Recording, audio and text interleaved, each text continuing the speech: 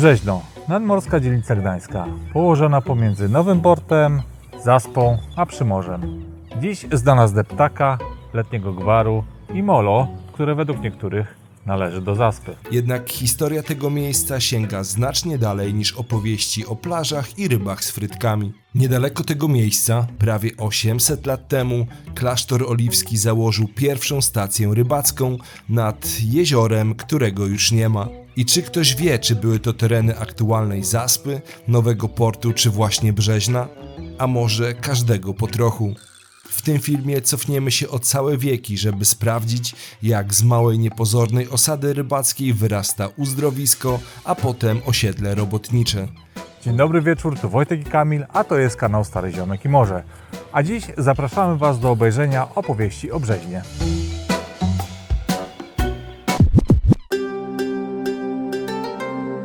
Zacznijmy od nazwy. Brzeźno powstało najprawdopodobniej od Brzozowego jeziora i przypomina o krajobrazie, który dawno zniknął. Wyobraźcie sobie jezioro, którego już nie ma. Kiedyś Wisła wpadała do morza właśnie m.in. tutaj. Zostało z tego płytkie jezioro Zaspa, dziś już tylko jako nazwa dzielnicy. Ale w 1238 roku nad tym jeziorkiem mnisi z Oliwy założyli stację rybacką. Jak wyglądało średniowieczne Brzeźno? Do pełni obrazu wystarczy jeden krótki spis z XVI wieku. Sołtys z kawałkiem ziemi, 20 paru rybaków i garść zagród nad brzegiem. Mała, spokojna wioska rybacka, bez deptaka, bez gofrów i zdecydowanie bez parawanów. W drugiej połowie XVI wieku społeczność Brzeźna przeżyła poważny kryzys. W wyniku konfliktu Gdańska z nowo koronowanym królem Polski, który nigdy nie mówił po polsku, czyli Stefanem Batorym, wieś została niemal doszczętnie zniszczona. Mimo to odbudowa nastąpiła stosunkowo szybko, a już od 1613 roku osada funkcjonowała pod nazwą Bresen, znaną również w wersji niemieckiej jako Brösen. W kolejnych dekadach rybacy zamieszkujący wieś cieszyli się względną autonomią, korzystając z ustalonych praw połowu w pasie przybrzeżnym, dzierżawionym od klasztoru oliwskiego. Życie toczyło się według ustalonego porządku, o czym świadczy m.in. zapis z 1668 roku. Wynika z niego, że karczmarz Łukasz Bialki, prowadzący gospodę w centrum Brzeźna, w okolicach dzisiejszej ulicy Pułaskiego, uiszczał na rzecz klasztoru oliwskiego opłatę w wysokości 16 zł rocznie. W zamian miał prawo do sprzedaży piwa. Ale uwaga, piwo mogło pochodzić tylko z klasztornego browaru. Taki średniowieczny monopol. Wersja pijesz to, co my ci damy, albo w ogóle. Chociaż osada miała katolicki charakter, mieszkańcy nie mieli własnego kościoła i uczęszczali na nabożeństwa do Oliwy. Nieliczni protestanci korzystali z kościoła Bożego Ciała w Gdańsku. Brzeźno pozostawało niewielką, ale dobrze zorganizowaną wsią, której życie skupiało się wokół rybołówstwa, rzemiosła i lokalnego handlu. Funkcjonowała tu niewielka szkoła parafialna, a dzieci już od najmłodszych lat uczestniczyły w połowach, wspomagając rodziny w codziennych obowiązkach.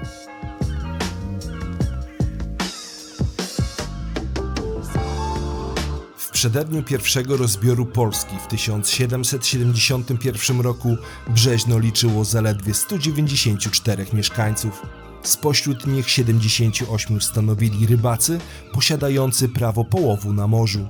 Pozostali mieszkańcy to wyrobnicy zamieszkujący skromne, kryte słomą lepianki, obraz typowy dla ubogiej, lecz zorganizowanej wsi rybackiej. Ale historia Brzeźna to nie tylko rybacy i jezioro Zaspa. To również opowieść o wojnach, rozbiorach i decyzjach politycznych, które na zawsze zmieniły jego charakter. Brzeźno z czasem stało się pionkiem w tej europejskiej rozgrywce i jak to często bywa, pionki na planszy wcale nie miały głosu.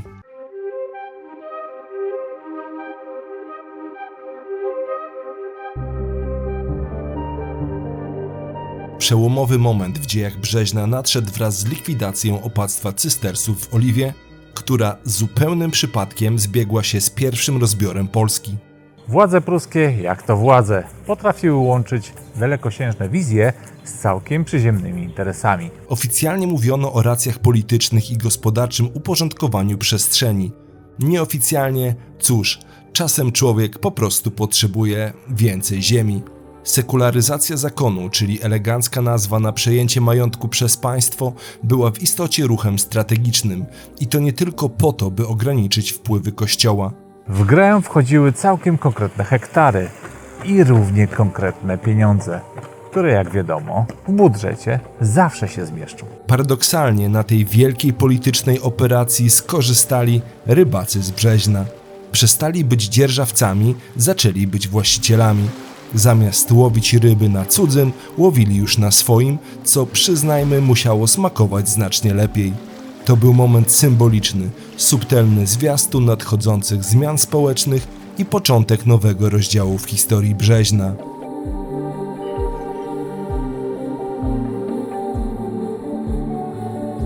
A jeśli ta historia Ciebie zaciekawiła, to na zakończenie tego filmu po prostu go polub i udostępnij dalej. I niech dobre treści trafiają do jak najszerszego grona. Jeśli zaś chcesz pomóc nam tworzyć kolejne takie opowieści o Pomorzu i jego mieszkańcach, wesprzyj nas poprzez Patronite lub postaw nam wirtualną kawę przez Buy Coffee. Twoje wsparcie to dla nas sygnał, że warto kontynuować tę misję. Dzięki i opowiadam dalej.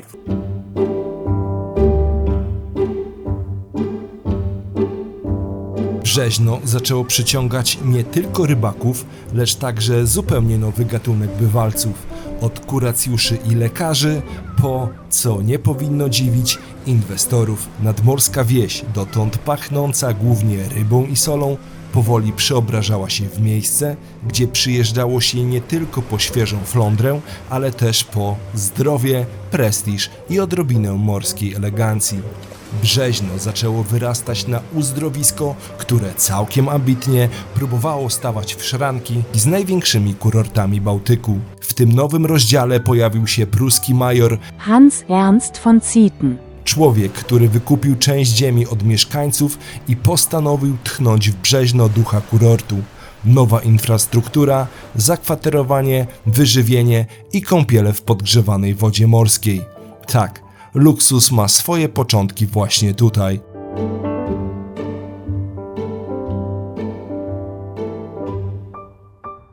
Dzięki tym zabiegom nadbałtycka wioska zyskała rozgłos nie tylko wśród okolicznych mieszkańców. Zaczęli tu zaglądać kuracjusze z Berlina i Królewca, a Brzeźno coraz śmielej funkcjonowało w regionalnej wyobraźni jako miejsce o walorach zdrowotnych. Za prawdziwy początek tej uzdrowiskowej kariery uznaje się rok 1803, kiedy to Gotthilf Friedrich Dalma. właściciel tutejszych majątków założył pierwszy zakład kąpielowy. W obiekcie zadbano o komfort gości, budując osobne pawilony dla kobiet i mężczyzn. Podróż z Gdańska do Brzeźna nie była już przywilejem wybranych. Spod bramy wyżynnej regularnie kursowały konne powozy zwane żurnalierami. Może nie było to jeszcze pierwsza klasa, ale na tamte czasy to już było coś. Dzięki nim kąpielisko stało się dostępne dla mieszczan, którzy, jak można się domyślać, z wielką chęcią zamieniali brukowane ulice Gdańska na plażę i morską bryzę.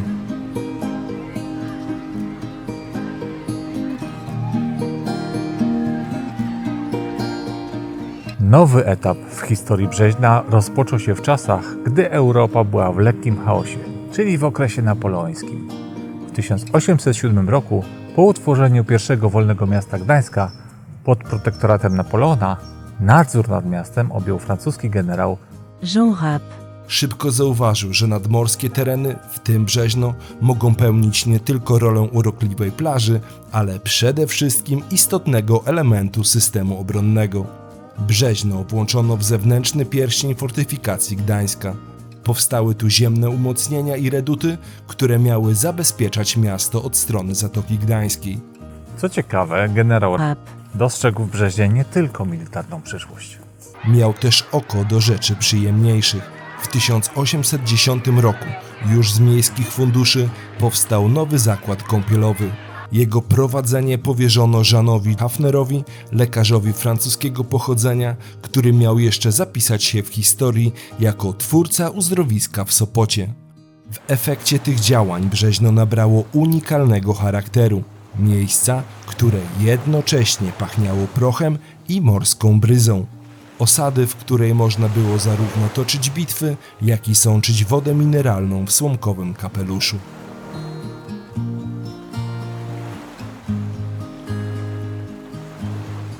Po upadku Napoleona Brzeźno ponownie znalazło się w granicach Królestwa Prus, jako część powiatu gdańskiego. Wcześniej, w 1813 roku, wieś została dosłownie zrównana z ziemią przez rosyjskie wojska. Można powiedzieć, że plądrowanie wykonano z niemal podręcznikową starannością. W 1819 roku w Brzeźnie pozostało zaledwie 8 domów, zamieszkanych łącznie przez 84 osoby. Mimo tej katastrofy marzenia o kurorcie nie zniknęły. W pierwszej połowie XIX wieku wydmowe grunty kupił mistrz budowlany, Friedrich Bladau. który w 1820 roku postawił nowy dom kąpielowy z pensjonatem. W latach 1840-42 kompleks uzdrowiskowy w Brzeźnie wzbogacił się o imponujący dom kuracyjny, oferujący aż 40 pokoi, przestronną salę i co wówczas było prawdziwym luksusem, łazienki z doprowadzaną wodą morską. Rozwój komunikacji tylko przyspieszał popularność kurortu. Już pod koniec XVIII wieku z Gdańska do Nowego Portu kursowały szkuty ciągnięte przez konie. Dość osobliwa wersja komunikacji wodnej. Od 1841 roku trasę obsługiwały parowce, a niedługo później pojawiły się regularne kursy omnibusów, co ostatecznie ułatwiło dostęp do Brzeźna tym, którzy chcieli odpocząć, ale bez forsownych wędrówek. Brzeźno z rybackiej osady szybko przeistoczyło się w modne letnisko. Miejsce zyskało renomę dzięki dbałości o estetykę, komfort i kompleksowe zaplecze rekreacyjne. Tutejsze plaże i kurhausy przyciągały elity regionu, a życie towarzyskie kwitło, czyli można powiedzieć prawie tak jak dzisiaj, no może z nieco mniejszą liczbą parawanów.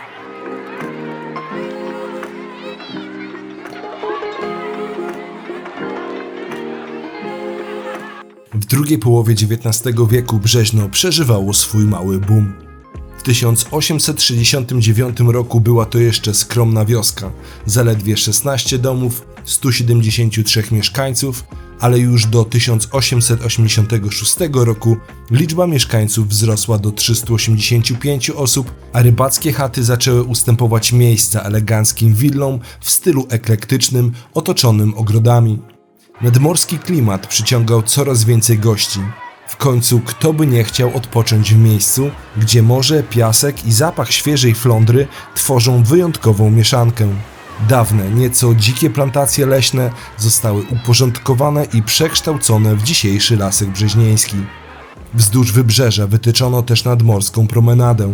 Idealne miejsce do spacerów i lekkiego lansowania się w nowym kapeluszu. W 1892 roku pierwotny dom kuracyjny spłonął. Jednak już rok później wzniesiono nowy budynek przy dzisiejszej ulicy Zdrojowej, istniejący do dziś.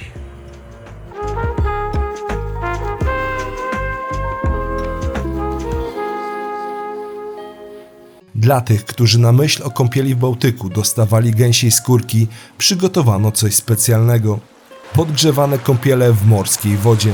Całość otaczał starannie ogrodzony park z alejkami, klombami, altanami i muszlą koncertową, tworząc idealne tło do spacerów i odpoczynku.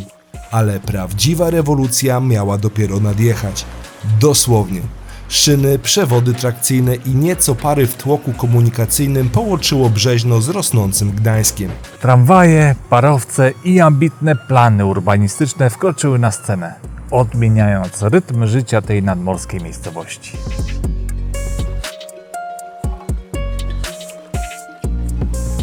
W 1900 roku wybudowano drewniane molo o długości 100 metrów, które później przedłużono do 200 metrów. Statki wycieczkowe regularnie do niego zawijały, podkreślając prestiż kurortu, który żył, bawił się i pulsował energią. Ale jak to w życiu bywa, nie trwało to długo. Brzeźno, podobnie jak cały świat, zmierzało w stronę rozdziału, którego nikt nie chciał czytać. W 1905 roku kąpielisko przejął kupiec Karl Grabow, który w 1910 roku odsprzedał je gminie Brzeźno. Tuż przed wybuchem I wojny światowej na polecenie władz wojskowych rozebrano łazienki kąpielowe, co symbolicznie zakończyło epokę dynamicznego rozwoju brzeźnieńskiego uzdrowiska. Symbolicznie zakończyło to epokę, w której Brzeźno grało pierwsze skrzypce w Nadmorskiej Orkiestrze Kurortów.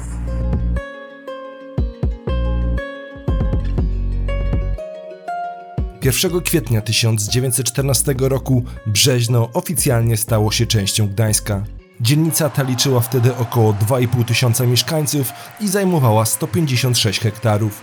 Przy okazji postanowiono uporządkować nazwy ulic, żeby uniknąć zdublowania ze Śródmieściem. Początek XX wieku to czas, gdy świat nagle przyspieszył. Tramwaje elektryczne połączyły Brzeźno z Targiem Kaszubskim i okolicami Żurawia. I choć dziś przejażdżka tramwajem nie kojarzy się z wielką przygodą, wtedy jednak tak było. W tym samym czasie rozkwitła żegluga przybrzeżna. Rejsy z Gdańska przez Brzeźno i Sopot aż na Hel stały się hitem sezonu. Brzeźno zaczęło przyciągać nie tylko turystów, którzy szukali słońca, czasem daremnie, ale też nowych mieszkańców. W czasach wolnego miasta Gdańska zaczęto inwestować w nowe osiedla i to nie byle jak, z pomocą kredytów międzynarodowych. Zaś w latach 1922-23 wybudowano kościół świętego Antoniego Padewskiego z cegieł pochodzących z rozbiórki pruskich umocnień.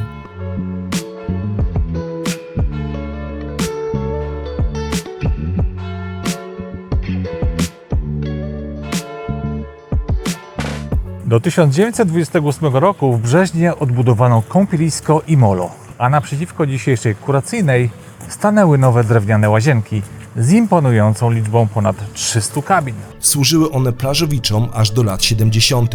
Brzeźno zaś zdobywało coraz większą popularność. W 1922 roku doliczono się 96 tysięcy turystów, a w 1936 roku już 168 tysięcy.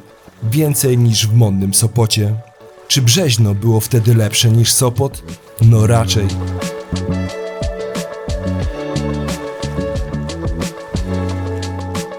W 1934 roku w dzielnicy mieszkało około 3400 osób, a dane zaś pokazują, że życie nie było przesadnie przestronne. 65% mieszkań to były jednopokojowe lokale. Tak, wyobraźcie sobie, jedna izba, cała rodzina, meble, życie. Wtedy po prostu nie było wyboru. Brzeźno rozwijało się, ale nie zapominało o sprawach podstawowych. Działała tu ochotnicza straż pożarna, która nie tylko gasiła pożary, ale i także dbała, by kąpielisko nie poszło z dymem. Infrastruktura rosła, choć czasem z nostalgią spoglądano na wojskowe pozostałości. Część dawnych fortów utrzymano w całkiem niezłym stanie. I dobrze, bo dziś to ostatni świadkowie tej historii. Do dziś w Parku Brzeźnieńskim znajdziemy fragmenty baterii plażowej, a przy torach do nowego portu baterię wiejską.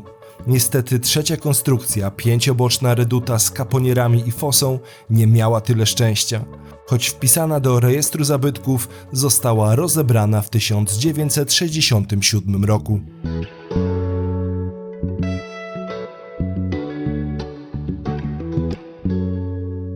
Brzeźno nie zamierzało osiadać na laurach. Rozwijało się jako prestiżowa miejscówka wypoczynkowa. Pensjonaty, restauracje, pawilony kąpielowe, przystań, z której odpływały statki do Sopotu i Helu. Wszystko to sprawiało, że było gdzie i jak odpoczywać. Na trasie pływały też parowce linii. Weichsel. Z Brzeźna do Sopotu można było się dostać za skromne 50 pfenigów. Gdyby ktoś się zastanawiał, to mniej więcej równowartość dzisiejszej paczki gum Orbit, czyli luksus dostępny niemal dla każdego. Latem dzielnica żyła na pełnych obrotach. Festyny, koncerty, zawody sportowe, codzienne występy muzyków, które przyciągały zarówno miejscowych, jak i tych, którzy przyjechali na chwilę i zostali na dłużej.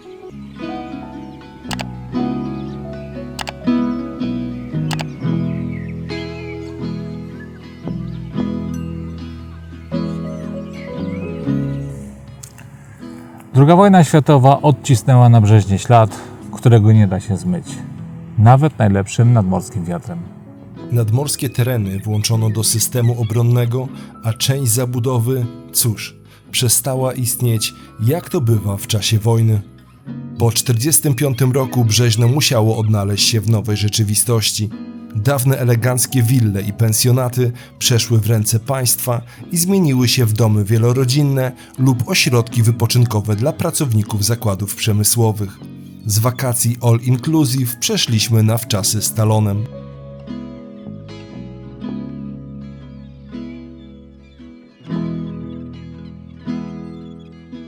Ta dzielnica się jednak nie poddała i jej serce zaczęło bić w nowym rytmie.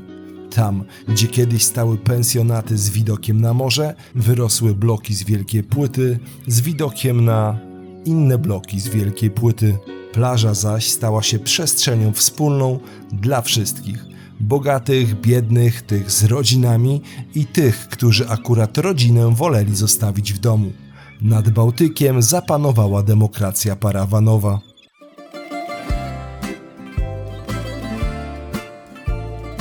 Brzeźno to nie tylko dawna historia, to również te bliższe wspomnienia. Smak ryby z budy przy molo, zapach nadmorskiego lasu, gwar deptaka w lipcowe popołudnie. To też klimat, którego nie da się już powtórzyć, jak w Balladynie, Bar Perełka, Super Sam. A jakie miejsca według Was są lub były kultowe w Brzeźnie? Podzielcie się nimi w komentarzach i dajcie znać, czy sami chcielibyście o nich opowiedzieć. A jak wygląda historia sąsiedniej dzielnicy, czyli Nowego Portu? Tego dowiesz się z filmu, do którego odnośnik widzisz właśnie w prawym górnym rogu. Jeszcze raz dziękujemy za wytrwałość i mamy nadzieję, że się podobało. Do zobaczenia wkrótce.